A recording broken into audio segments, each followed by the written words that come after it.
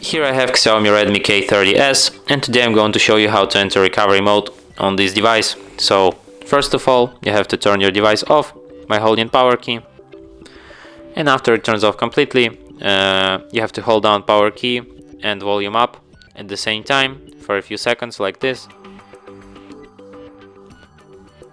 After the screen turns on and XIAOMI logo appears, you can release power key and keep holding volume up. And that's how you enter recovery mode. Use volume keys to navigate and power key to select. Here you have such options as reboot, wipe data and connect me assistant. And also in wipe data you don't have any other options. So if you want to exit recovery mode, just select reboot and then reboot to system. And your device will be restarted as usual.